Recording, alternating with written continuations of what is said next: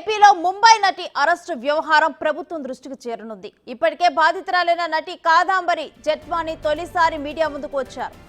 విజయవాడ పోలీసులు మాఫియాలా కిడ్నాప్ చేశారని ఆవేదన వ్యక్తం చేశారు. ఇంట్లోకి చొరబడి భయభ్రాంతులకు గురి చేశారని, నా కుటుంబాన్ని చంపేస్తామని బెదిరిస్తున్నారని జెట్వాని ఆరోపించారు. వైసీపీ నేత కుక్కల విద్యాసాగర్ న్యూడ్ సెల్ఫీలతో వేధించారన్న జెట్వాని తనకు రక్షణ కల్పించారని ఏపీ సీఎం చంద్రబాబుకు రిక్వెస్ట్ చేస్తున్నారు.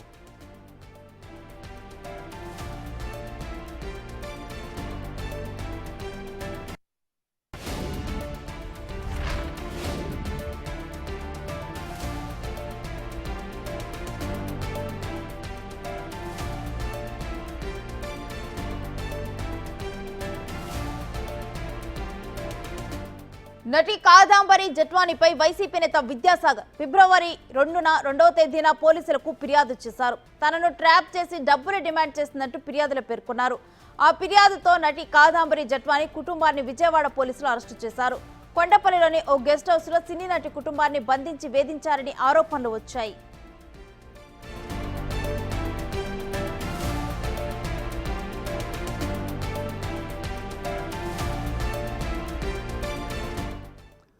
ఇక ఇదే అంశానికి సంబంధించి డీటెయిల్స్ మా ఇన్పుట్ ఎడిటర్ పవన్ అందిస్తారు. పవన్, దీనికి సంబంధించిన డీటెయిల్స్ ఏంటి?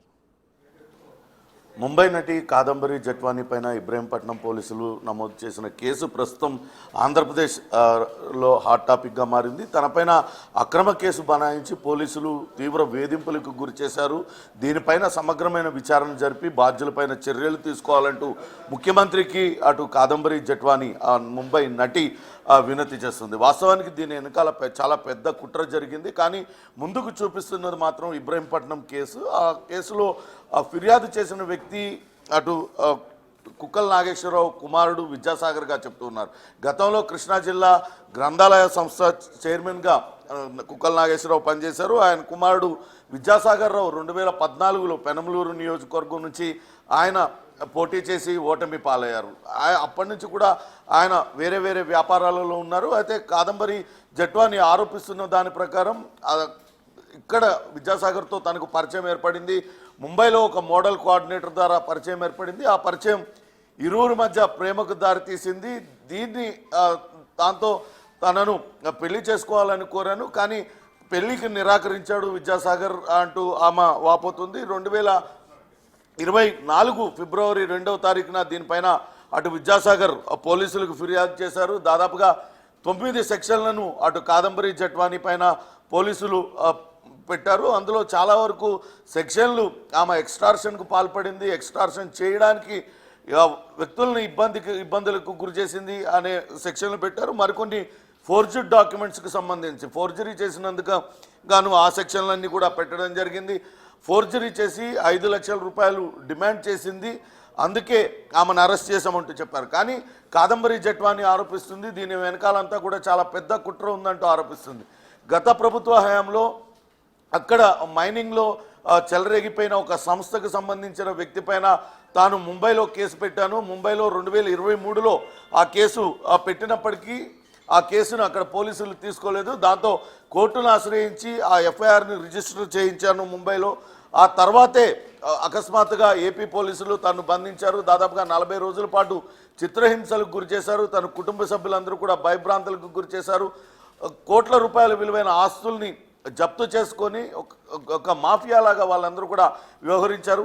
అక్కడ ముంబై కేసు సెటిల్ చేసుకుంటేనే ఇక్కడ కేసులో సెటిల్మెంట్ అవుతుందంటూ భయభ్రాంతులకు గురి చేశారు. దాంతో తాను ముంబై కేసును అటు సెటిల్మెంట్ చేసుకున్నానంటూ ఆమె వివరించారు. మొత్తం మీద పోలీసులు అయితే పరిధి దాటి వ్యవహరించారు. ఏ రకంగా తనను అవమానాల పాలు చేసింది, ఏ రకంగా చిత్రహింసలకు గురి చేసింది, వృద్ధులైన తల్లిదండ్రులను ఇద్దరిని కూడా వాళ్ళు తీవ్ర చిత్రహింసలకు గురి చేసి భయభ్రాంతులకు గురి చేశారు. వాళ్ళపైన చర్యలు తీసుకోవాలంటూ కాదంబరి జెట్వాని అయితే ముఖ్యమంత్రి చంద్రబాబు నాయుడుకు విజ్ఞప్తి చేస్తున్నారు. అప్పట్లో ప్రభుత్వంలో ముఖ్యమైన నేతగా నంబర్ 2గా వెలుగొందిన ఒక సలహాదారు సూచనల మేరకే అప్పట్లో ఉన్న విజయవాడ కమిషనర్, డీసీపీ ఇద్దరు కూడా తమ పరిధి దాటి వ్యవహరించారు. నేరుగా విమానంలో ముంబై వెళ్ళి అక్కడి నుంచి నటిని కుటుంబ సభ్యులందరినీ కూడా తీసుకొచ్చి ఆమెను ఒక గెస్ట్ హౌస్లో వీటీపీఎస్ గెస్ట్ హౌస్లో బంధించి బలవంతంగా రాజీ కుదిర్చారు అంటూ ఆరోపణలు చేస్తున్నారు. అంతేకాకుండా ఇక్కడ ఎవరైతే కేసు నమోదు చేశారో విద్యాసాగర్ ఆయన తనను రకరకాలుగా వేధింపులకు గురి చేశాడు, నగ్న సెల్ఫీలు పంపించాడు, తన సెల్ఫీలు కావాలంటూ పదే పదే తనపైన ఒత్తిడి తీసుకొచ్చాడు, తనపైన లైంగిక దోపిడీకి యత్నించారంటూ ఆ నటి ఫిర్యాదు చేసింది. అయినప్పటికీ వాటిని పరిగణలో తీసుకోకుండా కేవలం తనపైన అసత్య ఆరోపణలతో ఏదైతే ఎఫ్ఐఆర్ నమోదు చేశారో తాను డబ్బులు డిమాండ్ చేశానని లేకుంటే ఫోర్జరీ చేశానంటూ తనపైన అసత్య ఆరోపణలతో ఎఫ్ఐఆర్ నమోదు చేసి తనను 40 రోజుల పాటు జైలుకు పంపించారంటూ ఆమె ఆవేదన వ్యక్తం చేస్తుంది. దీనిపైన సమగ్రమైన విచారణ జరిపి న్యాయం చేయాలంటూ కోరుతున్న పరిస్థితి ఉంది. ప్రస్తుతానికైతే ఇది అటు ఆంధ్రప్రదేశ్లో హాట్ టాపిక్గా మారింది. చూడాలి. ఇప్పటికే పోలీసులు అయితే అంతర్గత విచారణ ప్రారంభించారు. అప్పట్లో విజయవాడ కమిషనర్గా ఉన్న క్రాంతి రాణా టాటా అట్లనే డీసీపీగా ఉన్న విశాల్ గున్నిపైనే ప్రధానంగా నటి కాదంబరి జట్వాని ఆరోపణలు అయితే చేస్తుంది. చూడాలి ఏ రకమైన విచారణ జరుపుతుంది. నిజంగానే చంద్రబాబు నాయుడు ఈ వ్యవహారంలో జోక్యం చేసుకొని సమగ్ర దర్యాప్తుకు ఆదేశిస్తారా, ఆ పరిధి దాటి వ్యవహరించిన పోలీసులపైన ఏ రకమైన చర్యలు తీసుకుంటారనేది కూడా వేచి చూడాలి.